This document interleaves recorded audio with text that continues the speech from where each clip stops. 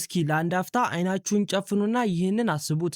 የጎረቤት ዋይፋይን ያለ ፍቃድ መጠቀም እንደ ከባድ የሳይበር ወንጀል ተቆጥሮ ዘብጥያ የሚያወርድባት ከተማ፣ ከምንም በላይ ደግሞ ሌባው ጸበል እንዳየ ጋኔን ፈጽሞ ድርሽ የማይልባትና ንብረት ሜዳ ላይ ቢወርቅ እንኳን ማንም ቀና ብሎ የማያይባት አንዲት አስገራሚ ምድር። ሰላም ጤና ይስጥልኝ። እንኳን ወደ ሊተራኪ ቻናል በሰላም መጣችሁ። ዛሬ በዓለም ካርታ ላይ በጥቁር ነጥብ ታክል ብቻ የምትታይ ነገር ግን በታሪኳና በሕጓ ዓለምን እያናወጠች ያለች አንዲት ታምረኛ ሀገር ይዤላችሁ መጥቻለሁ። ይህች ሀገር የቆዳ ስፋቷ ከመዲናችን አዲስ አበባ ታንሳለች። ምንም አይነት የተፈጥሮ ሀብት የላትም። ወርቅ፣ ነዳጅ ቀርቶ የሰው ልጅ በየቀኑ በህይወት ለመኖር የሚጠጣው ንጹህ ውሃ እንኳን ከጎረቤት ሀገር ከማሌዥያ በትቦ እየገዛች ነው የምታስመጣው። ነገር ግን ዛሬ ላይ የዓለማችን የኢኮኖሚ ማዕከል፣ የህግ የበላይነት ጣሪያና ፍጹም ንጹህና የነገሰባት ብቸኛዋ የአልማዝ ከተማ ለመሆን በቅታለች። አዎ ዛሬ በጥልቀት የምንተነትነው ስለ አንዲት አስደናቂ ሲንጋፖር ነው። በዚህ ቪዲዮ ይህች ሀገር በረሃብና በስራ አጥነት ትማቅቅ ከነበረበት ጭቃ ውስጥ ተነስታ በአንድ ትውልድ ዕድሜ ውስጥ የዓለም ቁንጮ ልትሆን የቻለችበት ሚስጥር እንፈታለን። ከሁሉም በላይ ደግሞ የኢትዮጵያ ዶሮ ወጥ በሩዝና በቻፓቲ ዳቦ የሚቀርብበትን እንግዳ የሀበሻ ህይወት እንዲሁም የእኛን የሙቀት የሰፈር ጨዋታ ከነሱ አፓርታሞች ቅዝቃዜ ጋር እያነጻጸር የምናይ ይሆናል። እስከ መጨረሻው አብራችሁን ቆዩ።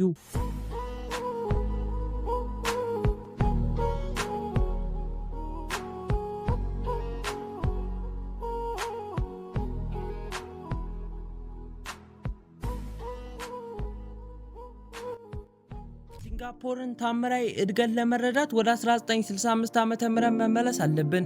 ሲንጋፖር ከማሌዥያ በግድ ተገፍታ ስትነጠልና ራሷን የቻለች ሀገር እንድትሆን ስትደረግ ማንም ዓለም አቀፍ ተንታኝ ይህች ደሴት ትቀጥላለች ብሎ አልገመተም ነበር። መሪዋ ሳይቀር በቴሌቪዥን ካሜራዎች ፊት እንባውን መቆጣጠር አቅቶት አልቅሶ ነበር።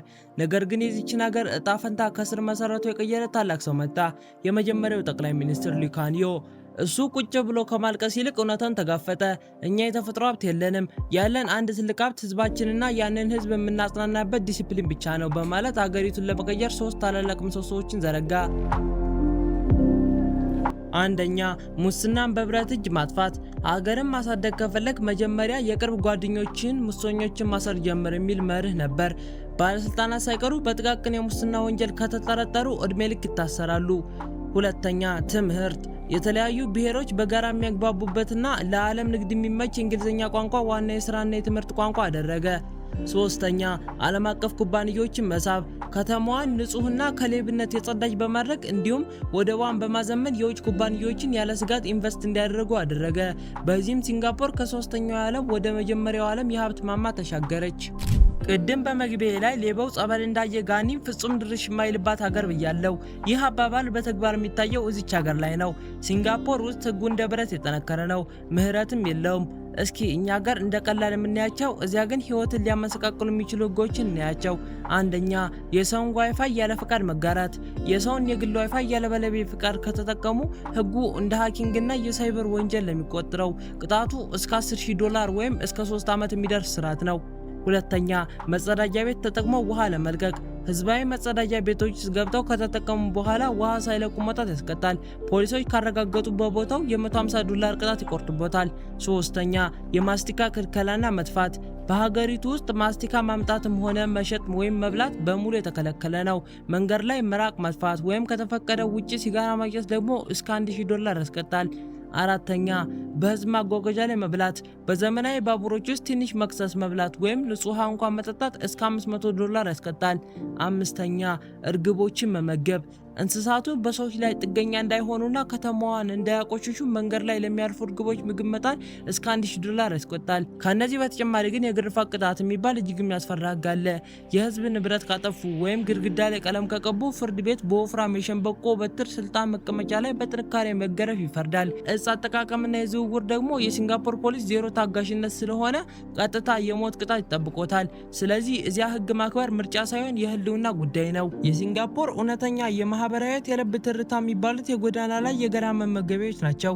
እነዚህ ቦታዎች በዩኔስኮ የማይዳሰስ የዓለም ቅርስ ተብለው የተመዘገቡ ሲሆኑ የሀገሪቱ ሚሊዮነሮችና የቀን ሰራተኞች በአንድ የፕላስቲክ ወንበር ላይ ጎን ለጎን ተቀምጠው የሚመገቡባቸው የማህበራዊ እኩልነት መድረኮች ናቸው። እነዚህ ቦታዎች ያልተጻፈ ህጎች አሏቸው። ዋናው ህግ ቾፕ ይባላል። ትርጉሙም ቦታ መያዝ ማለት ነው። ጠረጴዛ ለመያዝ ሰው ማስቀመጥ አይጠበቅበትም። በጠረጴዛ ላይ አንድ የወረቀት ቲሹ ወይም ጃንጥላ አስቀምጠው ከሄዱ ያ ጠረጴዛ ተይዟል ማለት ነው። ማንም አይቀመጥበትም። ሌባም ቲሹን አይሰርቀውም። ሌላው ህግ ደግሞ ከተመገቡ በኋላ ሳህኒና ትሬውን አንስተው ወደ ማጠቢያ ካልመለሱ እስከ $300 ይቀጣሉ። የኢትዮጵያውያን ህይወት በሲንጋፖር የሚኖሩ የሀበሻ ማህበረሰባን ቁጥር በጣም አነስተኛ ነው። አብዛኞቹ በሶፍትዌር ኢንጂነር፣ በፋይናንስ ዘርፍ እና በዩኒቨርሲቲ ውስጥ ያሉ ምሁራን ናቸው። ትልቅ የሀበሻ ሰፈር ባይኖርም ካፌ ዩቱ የተባለ አንድ ታዋቂ የአፍሪካ ካፌ አለ። እዚህ ቦታ ግን አንድ የሚናፈቅ የሀገራችን ምግብ ይገኛል፣ የኢትዮጵያ ዶሮ ወጥ። ነገር ግን አቀራረቡ እንግዳ ነው። ባህላዊ እንጀራ በስርዓቱ ስለማይገኝ ዶሮ ወጥ የሚቀርበው በነጭ ሩዝ ወይም በቻፓቲ ዳቦ ተደርጎ ነው። የሀገር ናፍቆት የበረታባቸው ሀበሾች ለአንድ ሰው $80 እየከፈሉ ይህን ዶሮ ወጥ በሩዝ ይመገባሉ። ወደፊት ግን ግንኙነቱ እየሰፋ ነው። የሲንጋፖር መንግስት በምስራቅ አፍሪካ የመጀመሪያው ሙሉ ኤምባሲ በአዲስ አበባ ከተማ እስከ 2027 ዓ.ም ድረስ ለመክፈት በከፍተኛ ዝግጅት ላይ ይገኛል። የማህበራዊ ህይወት ንጽጽር የእኛንና የእነሱን ማህበራዊ ስናነጻጽር የሰማይና የምድር ያህል እንራራቃለን። የሰዓት አክባሪነት እኛ ሀገር በ9 ሰዓት ከተቀጣጠርን በ10 ሰዓት መድረስ ብዙም አያስገርምም። ሲንጋፖር ውስጥ ግን ሰዓት ማክበር ህይወት ነው። ባቡሮች በአንድ ሰከንድ እንኳን ሳያርፍሉ በትክክል ይደርሳሉ። የሰፈር ህይወት እኛ ሀገር ጠዋትና ማታ የቡና ማሽተት፣ ችግርና ደስታን በጋራ መጋራት የዕለት ተዕለት ህይወታችን ነው። ሲንጋፖር ውስጥ ግን 80% ህዝብ የሚኖረው ኤችዲቢ በሚባሉ ሰማይ ጠቀስ አፓርታማዎች ውስጥ ነው። ጎረቤቶች ለዓመታት ጎን ለጎን እየኖሩ ላይተዋወቁ ይችላሉ። ቁሳዊ እድገቱ ጣሪያን ቢነካ የኛ አይነት ማህበራዊ ሙቀትና ሰብአዊ ፍቅር ግን እዚህ ማግኘት በጣም ከባድ ነው።